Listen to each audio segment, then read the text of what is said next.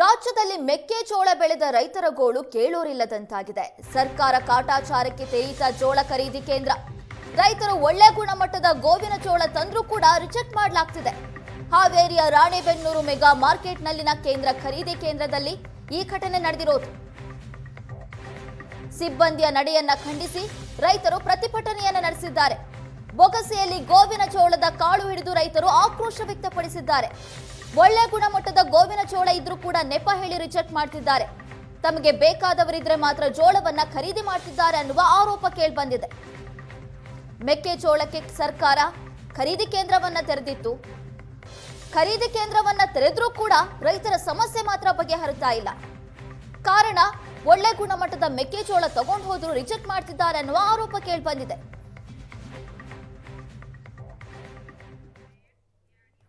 ಇಲ್ಲಿಗೆ APMC ತೊಗೊಂಬಂದಿವ್ರಿ, mega market Ranebennur ತೊಗೊಂಬಂದಿವಿ.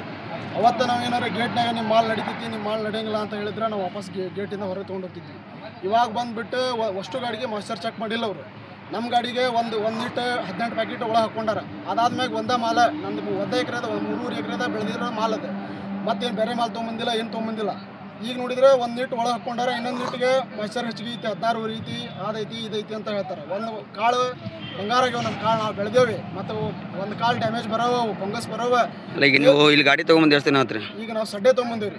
ಬಾಡಿಗೆ ಯಾರು ಕೊಡ್ತಾರ? ನಾವು ಕ್ಯಾಂಟರ್ ತೊಗೊಂಬಂದೇವ್ರಿ.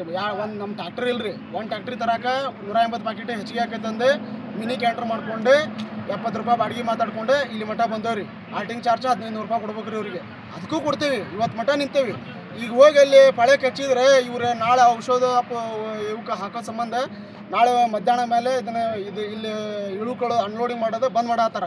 ಅದ ಒಂದ ಕಾರಣಕ್ಕೆ ಇವ್ರು ಸುಮಾರು ಇವತ್ತು ಎಷ್ಟು 200 ಟನ್ ಗಂಟ್ಲೆ ಮಾಲು ರಿಜೆಕ್ಟ್ ಮಾಡ್ಯಾರ ಸರ್. ಯಾವ ಕಾರಣ? ಇದೇ ಮಾಸ್ಟರ್ ಹಿಂಗೆ ಮಾಸ್ಟರ್ ಬಂದೈತೆ ಅಂತಂದೆ. ಈಗ ಒಣಗಿಸಿ ಮಾಸ್ಟರ್ ಬಂದಿದ್ದು ಸುಳ್ಳ ಕರೆನ 16 ಬಂದೈತೆ ರೀ. ಅದೇ ಒಂದು ಅಷ್ಟು ಮತ್ತು ಒಳಗಿನ ನೀಟಿ ತೋರಿ ಅಂತ ಅಂದ್ರೆ ನೋಡ್ಲಿಲ್ರಿ ಅವರು.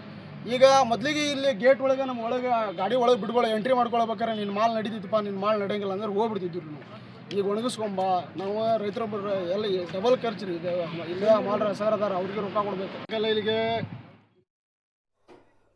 ಗದಗದ ಲಕ್ಕುಂಡಿಯಲ್ಲಿ ಉತ್ಖನನ ನಡೀತಾ ಇದ್ದು ದಿನಕ್ಕೊಂದು ಅಚ್ಚರಿಗೆ ಕಾರಣವಾಗ್ತಾ ಇದೆ.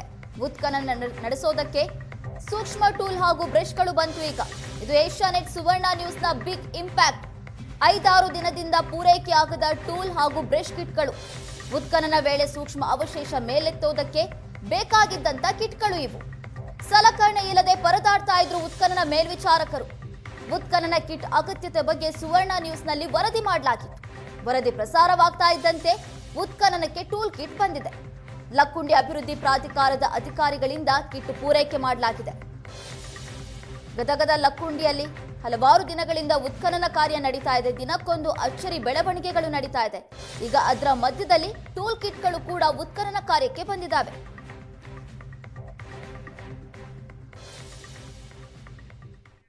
ಐತಿಹಾಸಿಕ ಲಕ್ಕುಂಡಿಯಲ್ಲಿ ನಡೀತಾ ಇರತಕ್ಕಂತಹ ಉತ್ಖನನದ ಸುದ್ದಿಯನ್ನು ಏಷ್ಯಾನೆಟ್ ಸುವರ್ಣ ನ್ಯೂಸ್ ನಿರಂತರವಾಗಿ ವರದಿ ಪ್ರಸಾರ ಮಾಡ್ತಾ ಬಂದಿದೆ. ಕೋಟೆ ವೀರಭದ್ರೇಶ್ವರ ದೇವಸ್ಥಾನದ ಅಂಗಳದಲ್ಲಿ ನಿರ್ದಿಷ್ಟ ಜಾಗ 10x10 ಏನು ಮೀಟರ್ನಲ್ಲಿ ಉತ್ಖನನ ನಡೀತಾ ಇದೆ. ಈ ಉತ್ಖನನ ನಿರಂತರವಾಗಿ ಸಾಗ್ತಾ ಇದೆ.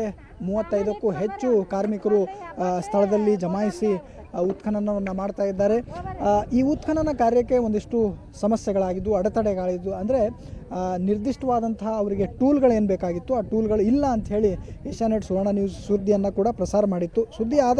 ಸುದ್ದಿ ಪ್ರಸಾರ ಆದ ಬಳಿಕ ಸದ್ಯಕ್ಕೆ ಈ ಟೂಲ್ಗಳನ್ನು ಕೂಡ ಪ್ರೊವೈಡ್ ಮಾಡಲಾಗಿದೆ. ಅಂದರೆ ಈ ಸೂಕ್ಷ್ಮವಾದಂತಹ ಕಲ್ಲುಗಳು ಸಿಕ್ಕಂತಹ ಸಂದರ್ಭದಲ್ಲಿ ಇವನ್ನು ಸ್ವಚ್ಛ ಮಾಡಲಿಕ್ಕೆ ಈ ರೀತಿಯ ಬ್ರಷ್ಗಳನ್ನು, ಚಿಕ್ಕ ಬ್ರಷ್ಗಳನ್ನು ಬಳಸಬೇಕಾಗುತ್ತೆ. ಇಂಥ ಬ್ರಷ್ಗಳು ಕೂಡ ಇರಲಿಲ್ಲ. ಜೊತೆಗೆ ನಿರ್ದಿಷ್ಟವಾದಂತಹ ಒಂದು ಸಣ್ಣ ಪರಿಕರಗಳು ಕೂಡ ಈ ಉತ್ಖನನಕ್ಕೆ ಬೇಕಾಗುತ್ತೆ. ಆದರೆ ಉತ್ಖನನ ಪ್ರಕ್ರಿಯೆಗೆ ಬೇಕಾಗುವಂತಹ ಅಗತ್ಯ ವಸ್ತುಗಳನ್ನೇ ಇಲ್ಲಿ ಪೂರೈಕೆ ಆಗಿರಲಿಲ್ಲ. ಈಗ ಸದ್ಯಕ್ಕೆ ಅಭಿವೃದ್ಧಿ ಪ್ರಾಧಿಕಾರದ ಸದಸ್ಯರು ಇವನ್ನ ಪೂರೈಕೆ ಮಾಡಿರ್ತಕ್ಕಂಥದ್ದು. ಅನೇಕ ಇದೇ ರೀತಿ ಪರಿಕರಗಳು ಇಲ್ಲದೇ ಇರೋ ಕಾರಣ ದೊಡ್ಡ ಗಾರೆಗಳನ್ನು ಬಳಸಿ ಉತ್ಖನನ ಮಾಡಲಾಗ್ತಾ ಇತ್ತು.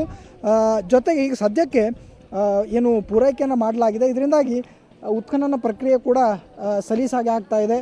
ಇಬ್ಬರಿಂದ ಮೂರು ಮೇಲ್ವಿಚಾರಕರು ಜೊತೆಗೆ 35 ಕಾರ್ಮಿಕ ಸಿಬ್ಬಂದಿ ಕೆಲಸ ಮಾಡ್ತಾಯಿದ್ರು. 35 ಕಾರ್ಮಿಕರು ಏನು ಮಾಡ್ತಾ ಇರ್ತಾರೆ, ಗಾರೆಗಳಿಂದ ಕೆಲಸ ಮಾಡ್ತಾಯಿದ್ರು. ಆದರೆ ಮೇಲ್ವಿಚಾರಕರಿಗೆ ಚಿಕ್ಕದಾದಂಥ ವಸ್ತುಗಳು ಬೇಕಾಗುತ್ತೆ. ಆದರೆ ಈ ವಸ್ತುಗಳು ಇಲ್ಲದೆ ಇರೋದ್ರಿಂದ ಒಂದು ರೀತಿಯ ಅಡೆತಡೆ ಉಂಟಾಗಿತ್ತು. ಈಗ ಸದ್ಯಕ್ಕೆ ಈ ಪರಿಕರಗಳನ್ನು ಪೂರೈಕೆ ಮಾಡಿದ್ದು ಒಂದು ರೀತಿಯ ನೆಮ್ಮದಿಯನ್ನು ಮೂಡಿಸಿದೆ. ಜೊತೆಗೆ ಸಾಕಷ್ಟು ಕಳೆದ 7-8 ದಿನಗಳಿಂದ ವಿವಿಧ ರೀತಿಯ ವಸ್ತುಗಳೇನು ದೊರಕಿದೆ, ಮುಂದೆಯೂ ಕೂಡ ಈ ರೀತಿಯ ಅನೇಕ ವಸ್ತುಗಳು ಸಿಗಬಹುದು ಅನ್ನೋ ನಿರೀಕ್ಷೆಗಳನ್ನು ಕೂಡ ಮೂಡಿಸಿದೆ.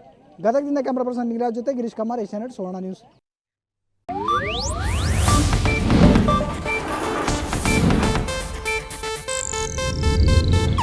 ಇದು ಏಷ್ಯಾನೆಟ್ ನ್ಯೂಸ್ ನೆಟ್ವರ್ಕ್ ಪ್ರಸ್ತುತಿ.